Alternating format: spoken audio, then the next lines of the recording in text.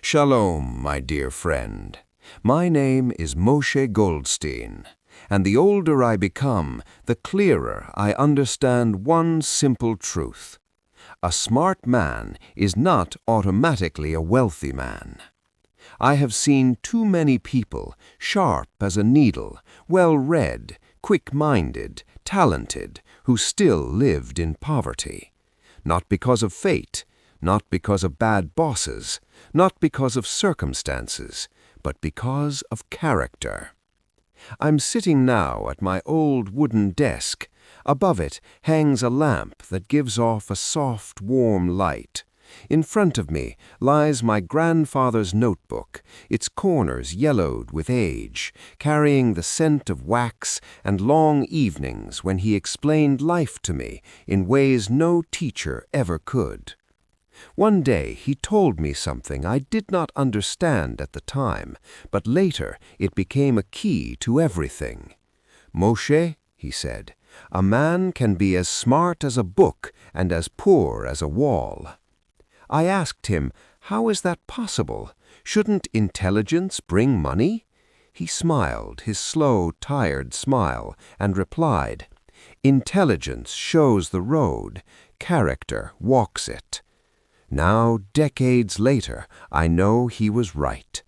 Poverty is rarely born in the wallet, and it is not born in the mind. It is born in the habits of the heart, in how a person reacts, in how they choose, in how they handle conflict, in how they treat others, in how they see the world. Today, I want to tell you about 5 character mistakes that make a person poor, even if they are smart, hard-working, and sincere.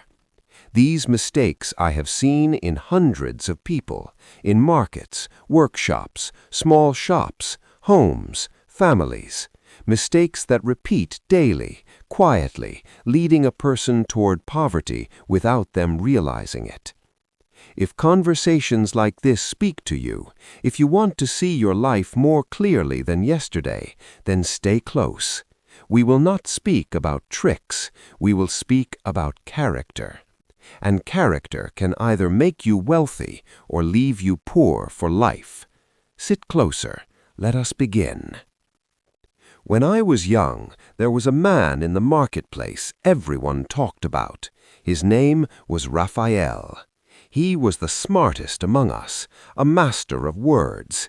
He could explain any idea, calculate any deal, predict customers' moods. He understood markets, pricing, psychology. As a boy, I listened to him with admiration, and yet every evening he went home almost empty-handed. His stall never grew.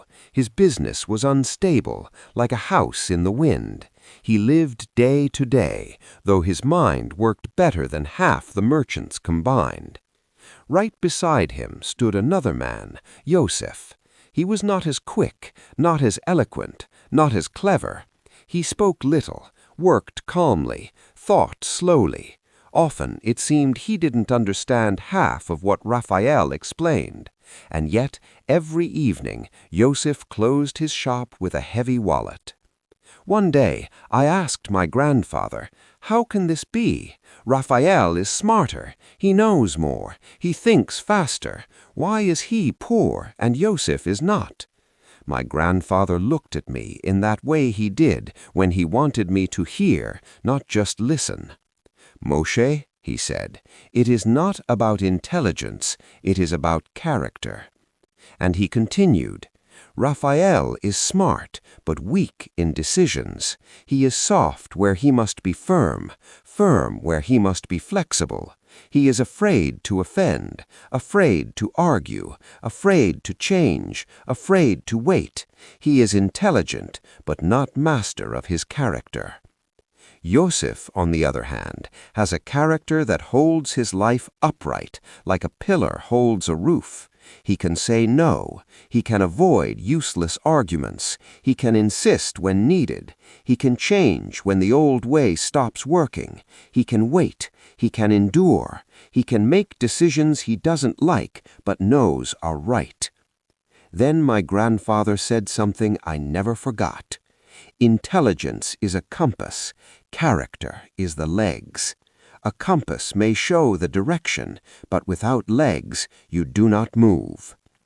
That picture, Raphael and Joseph, stayed with me my entire life. It taught me that poverty often comes not where there is little knowledge, but where there are many weaknesses. Today, I will tell you about 5 of those weaknesses, quiet, invisible, but merciless. If intelligence alone created wealth, then the most educated people would be the richest, but life does not work that way. Poverty does not come from lack of intelligence, my grandfather once said. It comes from lack of control over one's character. You can be intelligent, you can understand everything, you can work honestly, you can be kind, you can be diligent, and still remain poor if your character leads you step by step toward poverty. These mistakes do not shout, they do not draw attention, they live quietly, like a shadow under a table, but every day they steal growth. Wealthy people avoid them not because they are holier or stronger, but because they understand character is the foundation of destiny. Let us open the first mistake. Mistake number 1. Softness where firmness is needed. There is a trait, my dear, that sounds beautiful. It appears virtuous. It makes a person pleasant to everyone and poor for themselves. Excessive softness. In the market, there was a man named David. He was kind, so kind that sometimes it seemed there was no kinder man alive. He never argued, never raised his voice, never said no, never refused anyone, never set boundaries. Everyone said, "What a good man." But do you know what was in his wallet every evening? Almost nothing. When a customer asked for a discount, he gave it. When someone asked to pay later, he agreed. When others shifted their work on him, he accepted. When they pushed him aside, he stayed silent. When they used him, he thanked them for the opportunity to help. He was softer than water, and life pressed on him like water presses on sand.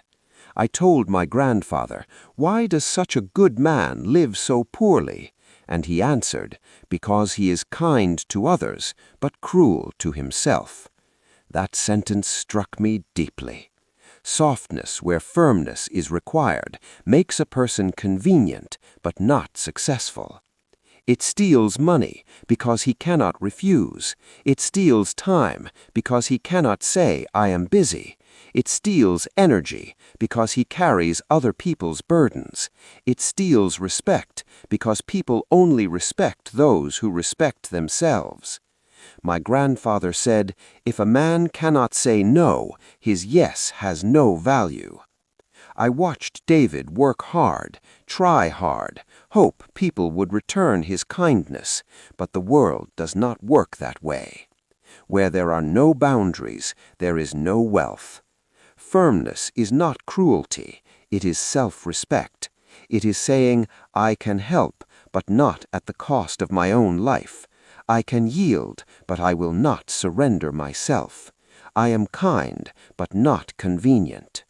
This mistake is quiet, but it can keep a person poor for an entire lifetime. Because poverty is often born not from a weak wallet, but from a weak no. Mistake number 2. Firmness where flexibility is needed. In that same market, there was another man, Baruch. He was smart, efficient, decisive, but no one wanted to work with him.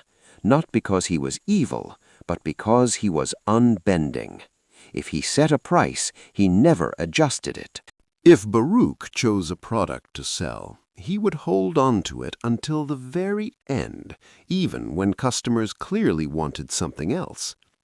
If he decided he was right, he would argue until his voice grew hoarse, until his face turned red, until people simply walked away.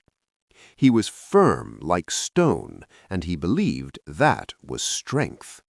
But one day, my grandfather told me, "Moshe, a stone is hard, yes, but it does not know how to live. It is carried wherever others throw it. Only the tree that bends continues to grow." That stayed with me. Every quality, when taken to excess, becomes its opposite. Firmness is beautiful. It is necessary when protecting boundaries, when standing for principles, when you must not surrender. But when a man is rigid in everything, in every detail, every conversation, every coin, he stops being a man of strength and becomes a man of constant battle.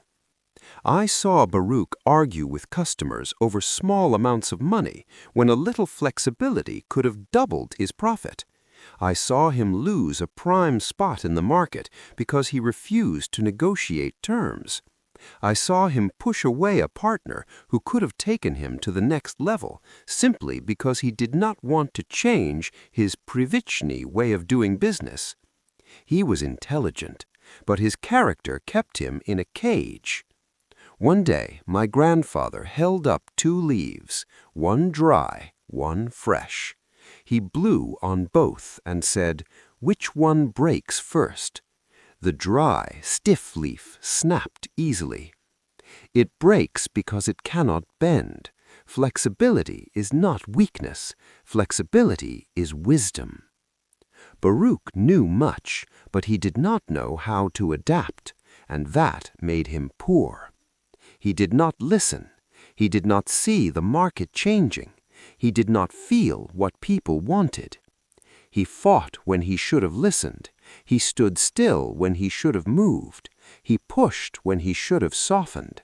And life answered him with the same hardness. Gradually, people began avoiding his stall, not because his goods were bad, but because it is difficult to deal with a rigid person. Hard to negotiate, hard to cooperate, hard to grow with. And my grandfather said something I never forgot. A rigid man breaks everything around him and then wonders why he stands alone. This mistake does not only damage the wallet, it damages the path. The poor man is not the one who cannot be firm, it is the one who cannot be flexible. Mistake number 3. Fear of conflict. There are people, my dear, who are intelligent, hard-working, kind, and poor for one simple reason. They are afraid of uncomfortable conversations. They are not afraid of hard work, not afraid of long hours, not afraid of effort. They are afraid to tell someone the truth if that truth may cause discomfort. In the marketplace, there was a man named Eliezer. He understood money better than anyone. He knew exactly how deals worked. He could calculate the value of every item, every hour, every mistake. Sharp-lined, soft character. Too soft. When a customer demanded a discount that was unreasonable, he gave in. When a supplier delayed delivery, he stayed silent. When a partner violated an agreement, he felt embarrassed to mention it. When someone borrowed money, he never reminded them to repay it. Why? Because he feared offending them. He feared tension. He believed kindness would return kindness, but life does not work that way. One day, my grandfather told me, "Moshe, the man who avoids conversations pays them with his destiny." Compromise is good when it is wise, but when compromise becomes avoidance, a person stops managing their own life. I remember one day very clearly. A customer demanded a price below Eliezer's cost. Eliezer smiled, tried to explain gently that it was impossible. The customer pushed harder, and in the end, Eliezer gave in. When the customer left, Eliezer quietly said, "Well, at least he bought something." But I saw his eyes. He did not lose the sale. He lost himself. Fear of conflict is fear of honesty, fear of setting a boundary, fear of saying, "This doesn't work for me, "This is not acceptable. I do not agree." That fear makes a man convenient for everyone except himself. And here's what is painful. People quickly sense the one who is afraid to speak truth, and they begin to take advantage, not out of cruelty, out of human nature. My grandfather said, "If a man avoids one uncomfortable conversation, he will pay with 1,000 uncomfortable consequences." It is true. Eliezer could have been wealthy, his mind was sharp, but his character was muted. He avoided conflict, and life kept pushing him into new losses. A man does not become poor because he lacks knowledge. He becomes poor because he cannot defend what is his. Wealth is not only the ability to earn, it is the ability to speak when it is time to speak, and to be silent when it is time to be silent. If a man avoids conflict, he avoids growth. Mistake number 4. Impatience. There are people, my dear, who could have become wealthy. They have intelligence, they have skill, they have energy, they almost have the character, but they lack one thing: patience. There was a man in the market named Hillel. He started something new. He was like a torch, bright, hot, confident. But a week passed, 2 weeks, a month. If he did not see immediate results, he would say, "This doesn't work, this isn't for me, I'll start something else." And he would begin again, and quit again, and begin again, and quit again. He was a man of 1,000 beginnings, and not one finished road. One day my grandfather said, "Moshe, the hurried man always walks slower." I did not understand. How could someone so fast move slower than someone steady and slow? Until I saw Hillel open a new shop. He invested money, strength, time, but after 2 weeks, before the trade had even taken root, he declared, "No profit, it doesn't work," and he closed it.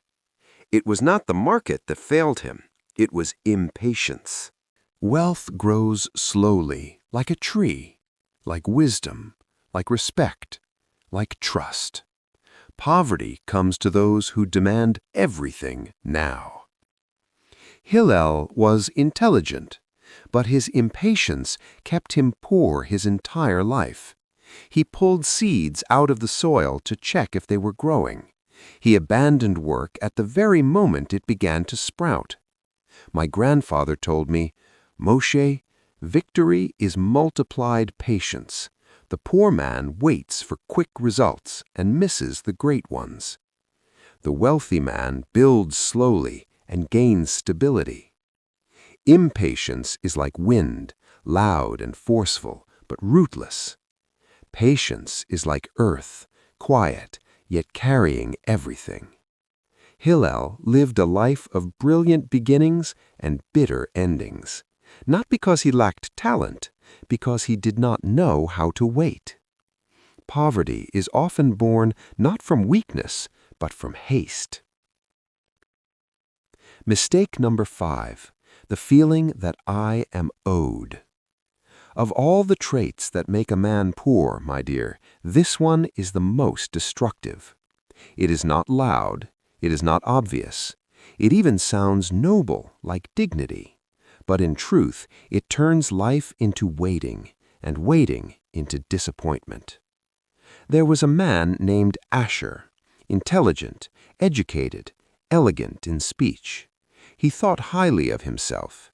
He believed the world owed him recognition, that customers owed him loyalty, that partners owed him fairness, that the state owed him support, that the wealthy owed him generosity.